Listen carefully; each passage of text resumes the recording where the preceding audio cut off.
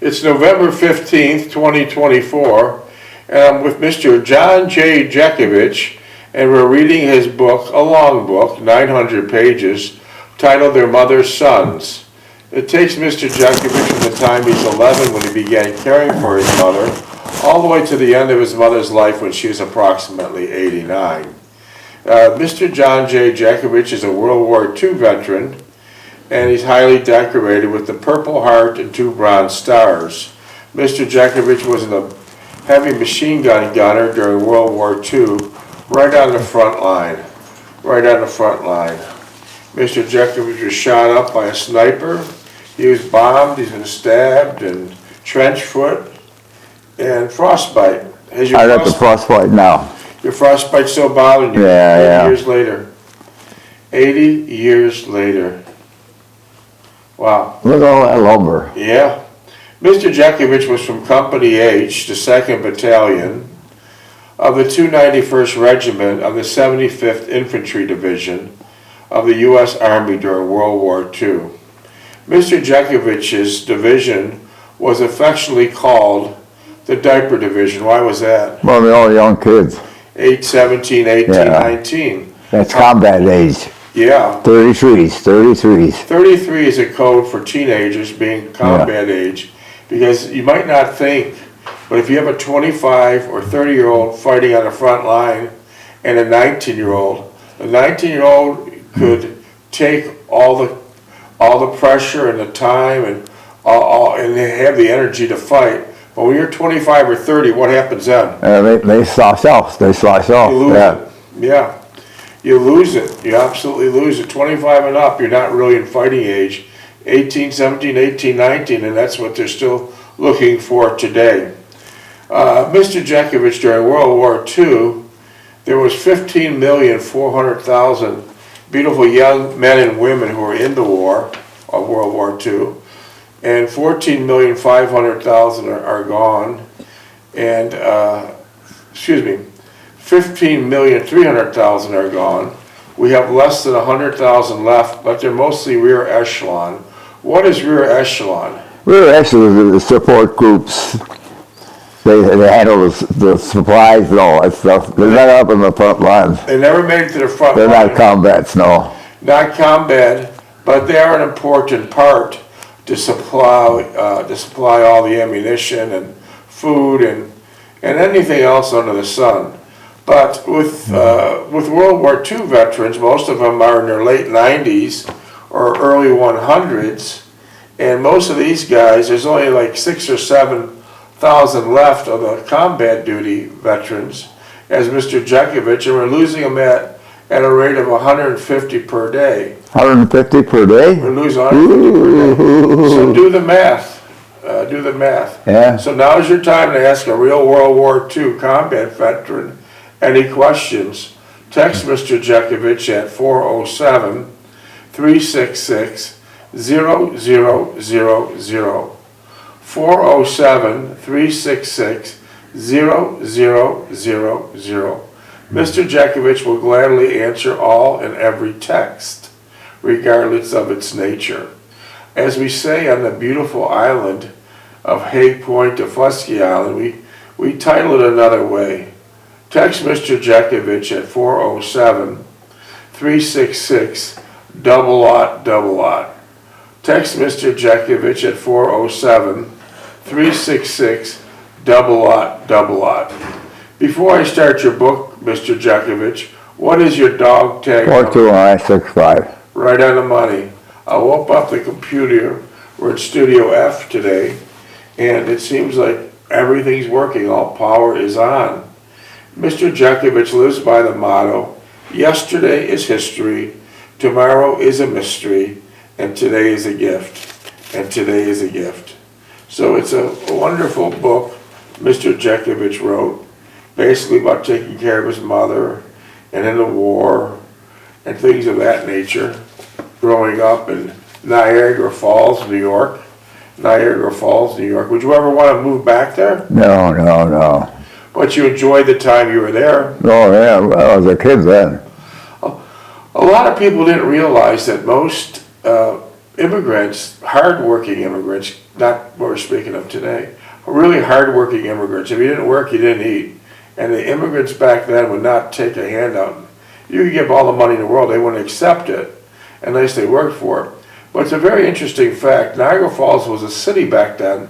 It was hustling and bustling. On every corner, there's some type of trade.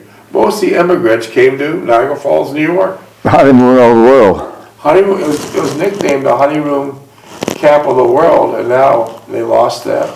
From poor government, they went from a city to a village of a population of less than 10,000, and it's one ghetto after another, after another, after another. What do you think happened there, Mr. Jeckovich? How Niagara Falls lost all their population? Well, they still got the industries there, Yeah, but the people moved out in the suburbs. Yeah. Government, too. Yeah. Government ran it into the ground.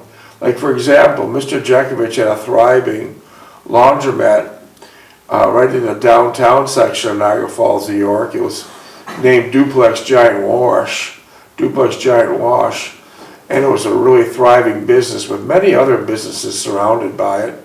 And at night, like 2 o'clock in the morning, when Mr. Jeckovich would check on his laundromat, he could hear the roar of the Niagara Falls. It was that close. Oh, yeah. It was that close.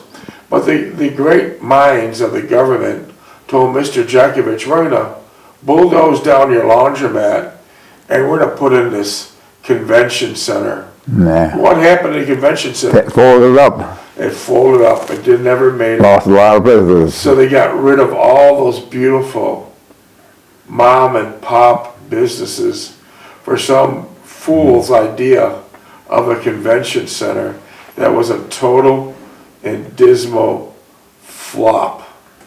Yeah, it's still hanging there, all broken up. It's total and dismal flop. Like most government officials, most of them are total asswipes and losers. They can't figure it out because none of them have ever been entrepreneurs. They've been politicians all their life. Describe the neighborhood that you had for Duplex Giant Wash. What did you have across the street? I had to put it in a neighborhood with people that had wash machines.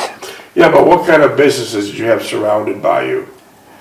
There was a hardware store, a bank, there was a hospital there too, Memorial Hospital. Fire hall? And then there was a hardware store, and then WT Grants was there. And a fire hall?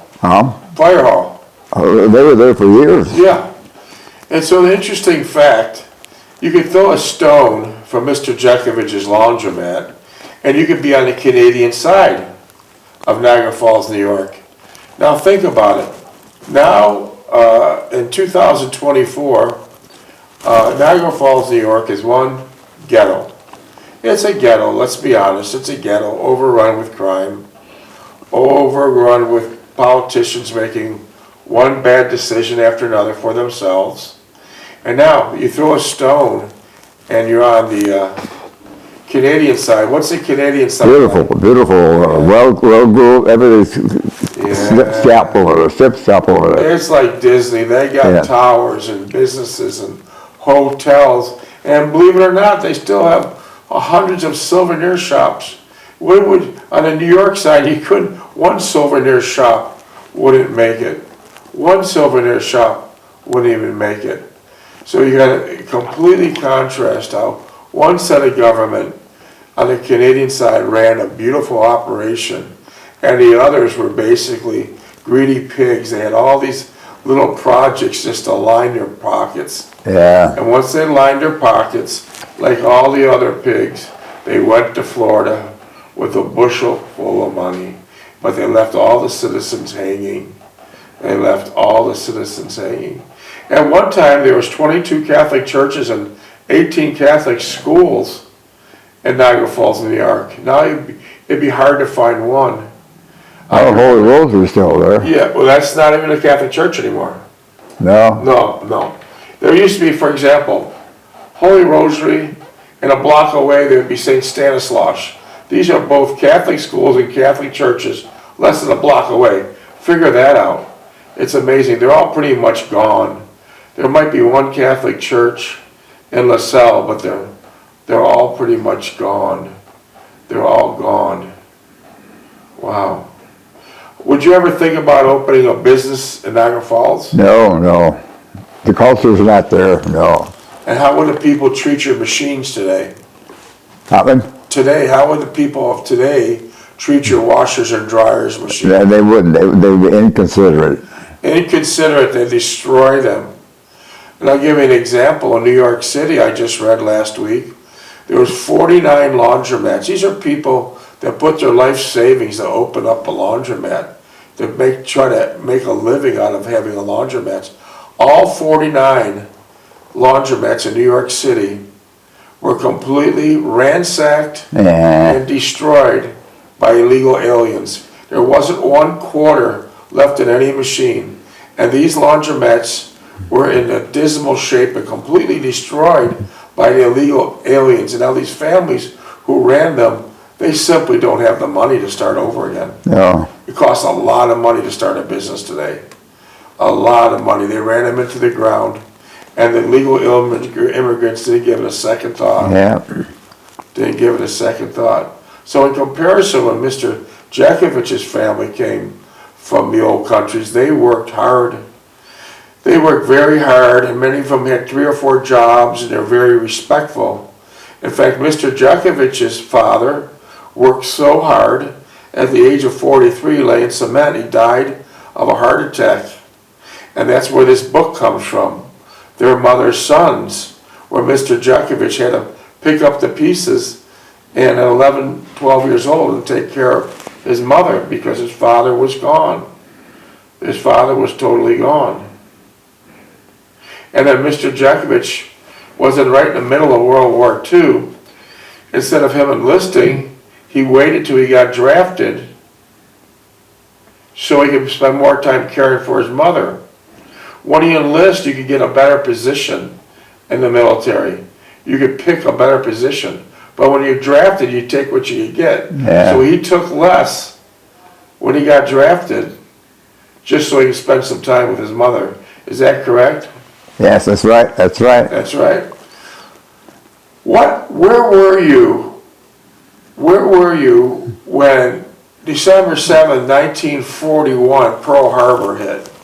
Where were you? I was Sunday afternoon skating on Jill Creek. And then you immediately Ice skating, yeah. Then the word was out. Yeah. You immediately went home, and what did your mother tell you? She says I'm gonna be losing you. Yeah, you're in big trouble now. You're in big trouble now. See, up to Pearl Harbor, many people don't understand. The government wanted to stay away. They were on a Lend-Lease program. They'd be sending lots of money and lots of equipment to help fight the Germans, but they didn't want to get involved. Yeah, they got involved. But when they hit Pearl Harbor, it was all over with. Then it was 15 million young men and soldiers and ladies, and then it was all over with. It was non-stop. How was the bombings going on in Berlin when that happened? Destructive, yeah. Tell me about the 24-hour bombing. Well, the Americans bombed the daytime and the British bombed at night. Yeah, it was non-stop. It was 24/7. Yeah, 24/7. Yeah. After the war, there was nothing left of Berlin. There was nothing left of Berlin. It's really strange how a psychopath dictator like Adolf Hitler could motivate so many people. Now he was a big hero. Yeah, before, yeah. People. Now who got sounds like that now? It's Trump, isn't it? I don't know, but I want to just stay right with World War II. It was an absolute pitiful situation. And towards the end of the war, Mr. Jeckovich liberated, plus many other military men, liberated these concentration camps and Holocaust camps.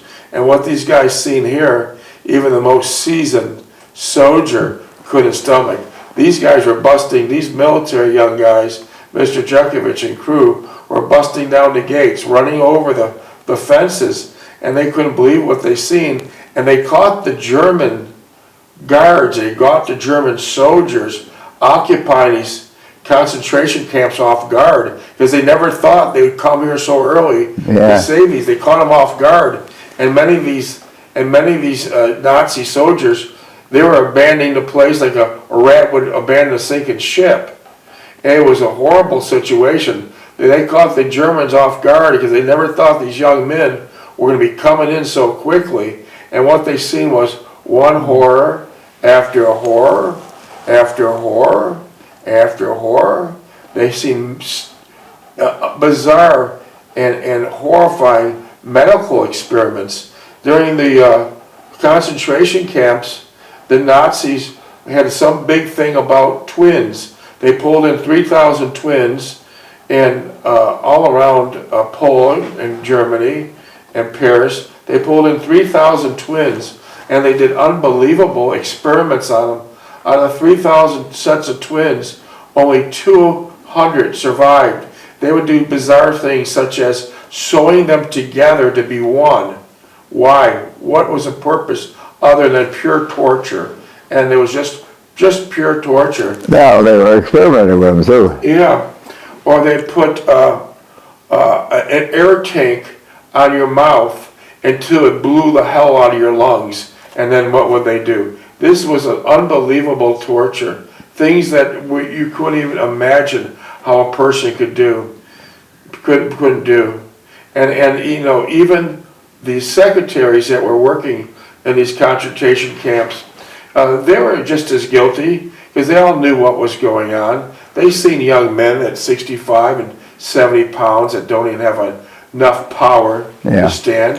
When he broke down the fences, what they tell you not to do? Don't feed them.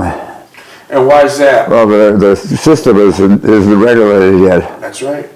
Many of them died, and as they entered into the offices of the Nazis, most of the SS disappeared like rats would disappear on a sinking ship. They abandoned it. But the ladies, the secretaries there, they're not innocent. They knew what was going on. Well, the people in the villages knew what was going on too. Exactly. But I'm just talking about the secretaries for a minute. And the secretaries knew exactly what's going on. They could look out their window and see the horror. They could see the abuse at every corner. Middle of winter, these guys don't even have shoes, these prisoners, and they have rags to wear. And for the fun of it, some creepy Nazi soldier would hose them all down with a fire hose to watch them freeze. They did a lot of freeze experiments and watched people freeze like a block. But anyways, with Mr. Jeckovich and all these young American soldiers, when they busted down the gates and ripped down the fences, there was many dead. Many soldiers were just dead. But they brought out these secretaries, and these secretaries were big as a house because they ate the best food and they were gluttons. Yeah. And they nicknamed them the fat fucks. They nicknamed the secretaries the fat fucks. And so they brought these secretaries out from their conditions in that office, which were beautiful, with beautiful art and food and fireplaces. And they brought them out to the camp themselves and made them help move these young men around and take the dead and put them in piles. So it was a horrible situation. Just because they were female secretaries didn't mean that they're innocent. No, they're as guilty as everybody else. So that was a really horrible situation. And the experiments they put on these people are just absolutely, your mind wouldn't be able to even think about something so crazy. It's just a disgusting thing. So right now we'll fast forward, and Mr. Jeckovich is knocking on the door of 100. Mr. Jeckovich is knocking on the door of 100, and he's been jogging for 80 years. Never took an aspirin, not even a baby aspirin. Never took a prescription. Never smoked, drank. Never smoked or drank. And he's knocking on the door of 100. Mr. Jeckovich lives by this motto. He's got two doctors, his left leg and his right leg. His left leg and his right leg, and that's how he goes. And by the way, he could read the newspaper without any glasses. He could read the newspaper without any glasses. And for most of you listening, if you're, say, for example, 40 years old, unfortunately, you have a 10% chance of making it to 100. It's not an easy task. It's difficult. It's difficult. It's very difficult. Especially a man like Mr. Jeckovich that's been stabbed, beat up, shot, bombed, still shrapnel in his leg, trench foot, frostbite, and he's in good shape. We nicknamed him the super soldier. Oh, yeah. He takes a licking and keeps on a ticking. He takes a licking and keeps on a ticking. When Mr. Jeckovich started jogging 80 years ago, what got you motivated to jog? Dr. Wainwright said you should run for a while, not stop and run. Just run, set a goal 1 week, increase the goal, but never stop and run, stop and run. Continuously running. You did that for 80 years. Yeah. Interesting fact, when Mr. Jeckovich started running, it was not acceptable or fashionable. When you jogged down the road in your old clothes, what did people do? You get off the road, you bum. Yeah, what else? And they threw stuff at me. Cans filled with juice and beer and everything else. So that's how it was back then. Running was not fashionable. They thought Mr. Jeckovich was running because he couldn't afford a car or he needed a ride. He'd be running in his old shoes and old corduroy pants and t-shirt, and then throw a can of Genesee beer at him and hit him in the head. And it was a battle in the beginning. And then if you fast forward like 40 years, you'll find out jogging became acceptable. But those people that all threw stuff at him and called him all these derogatory names, I'll guarantee you they were ignorant of the fact they were ignorant. He was jogging for health and not transportation. But I guarantee all those people that did those egregious activities towards Mr. Jeckovich, they're all pushing up daisies today. Wouldn't you agree? They're not around. Yeah. They never made it. And also Mr. Jeckovich was before his time. He had a custom-made international 4x4, which is called a crew cab pickup truck. You'd never seen one back in the day. They didn't exist unless you had a custom-made. And now if you look on every corner, there's a 4-door pickup. Yeah. Right? And how did you have to engage your 4-wheel drive back then? How do?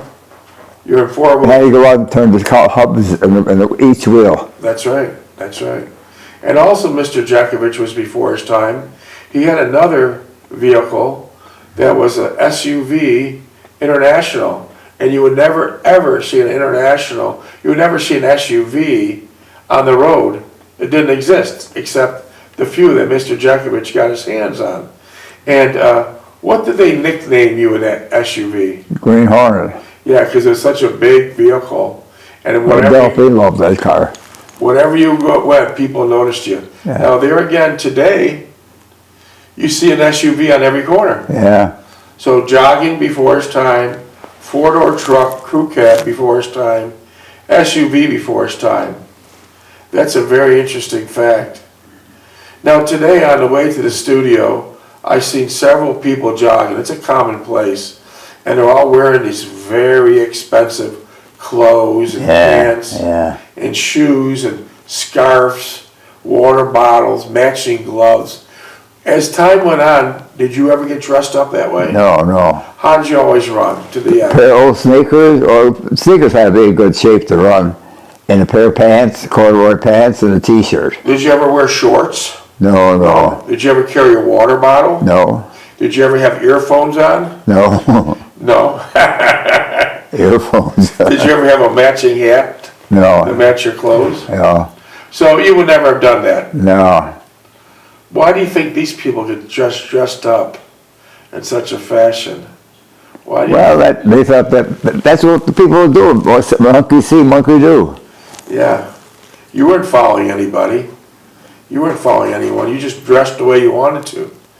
Getting back to types of exercise, Mr. Jeckovich worked at Kimberly-Clark for 35 years. Did your car tires ever make it to the Kimberly-Clark? No, I walk every day. You never missed a day, right? Who's squealing? I don't know. Jen? It's just a neighbor. So you never missed a day, right? No. And what would you do during a blizzard or snowstorm? Walk. What would you do during a rainstorm? And around gravel. So you're telling me, minutes? 4 minutes. Of it? Yeah, under 5. So you're telling me, for 35 years, your car tires never hit that parking lot? No, no. I'll be damned. That's an amazing story. That's an amazing story.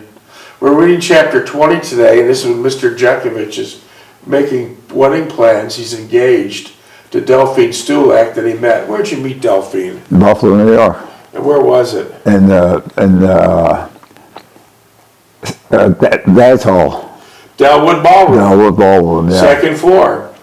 And Mr. Jeckovich ended up marrying Delphine Stulak, and it was a nice beginning. When Mr. Jeckovich became engaged to Delphine Stulak, they went to the Basilica, the Catholic Basilica in Tonawanda, New York, and Mr. Jeckovich popped a question there. But also, after Delphine Stulak accepted the marriage proposal, they knelt on the altar and they prayed for a long and successful marriage. And how did it work? Well, we were married for 69 years since he passed away. Enough said. 69 years, I guess, getting engaged in the Catholic Basilica and praying to the Lord for a long and successful marriage would probably work. Yeah. Because right now in Florida alone, you got 60,000 divorces annually. 60,000 divorces annually. And the biggest obstacle you had to overcome is your mother. You weren't sure in the beginning how your mother would turn. How my mother would take it, because my mother was strong-willed. Yeah. And how did And she was living alone. My father passed away at 43. She was alone. Yeah. So the biggest obstacle Mr. Jeckovich had was how Delphine and his mother would get along. If they didn't get along, there would be a big problem. So how did it work out, Mr. Jeckovich? Well, I told Delphine we got to meet my mother, and we talked about it for several weeks. And I said, well, this Sunday we got to go there at noon. You meet my mother. And she said, we had to do that right away. Because she was anxious. She knew about, I didn't talk too much about my mother, but she knew my mother was strong-willed and everything, you know. So we went down that day, and I walked in, and first thing my mother said, you get back in that kitchen and finish those cupboards, I'll take care of this young lady. Oh, I love that story. Minutes? Yeah. I love that story. So Mr. Jeckovich's mother, once they came in to see her, said, Johnny, you go work in the kitchen and keep remodeling those cupboards, and then what she tell you to do, she'd take it. Keep entertaining this young woman. Yeah, and how'd that work out? Oh, there were mother this, mother that. My mother got really hooked up with Delphine. She wasn't hooked up with a different personality, though. So listen, it worked out beautiful for 50 years. Yeah. And then they'd go shopping together. Yeah. Go to church together. They'd do everything together. Well, then mainly what we did, we owned a two-family house, two-story house with two-family. We wound up living upstairs, my brother lived downstairs, so we were in control of it all the time. Perfect situation. Perfect situation. Seconds? Yeah, 20. That was a perfect situation. So Delphine would take her shopping. After I taught her how to drive. Oh, yeah. you had to teach her to drive. Yeah, I taught her on a Was she a Volkswagen. quick learner? Well, yeah, she got a great gears pursuit for a while, but she got the used to it, yeah. So you mean she grinded the gears a lot? Yeah, well, she drove a couple times to Pennsylvania. Uh-huh. How come she drove to Pennsylvania? Good. How come she had to drive all the way to Pennsylvania? Because Sally was with us, and Sally got sick, so Sally went into the back room in my car, and Delphine drove the other car. Was it snowing? The snow and blistery cold water. Our streets were icy. So it turned out she was a great driver. 36. Yeah. Turned out, but in the beginning she was really grinding the gears. Yeah. Did your mother ever drive? No. Did your father ever drive? No. But he kept that Packard in the garage all the time. Yeah, that was a beautiful Packard. Yeah. Oh boy, that was a beautiful Packard. What finally happened to that Packard? I don't know. When I got in the service, I don't know what he did with it, but I think he sold it. They sold it. Yeah. Huh? Wow. I guess we'll pick the rest of this up. No, Stevie got a hold of it.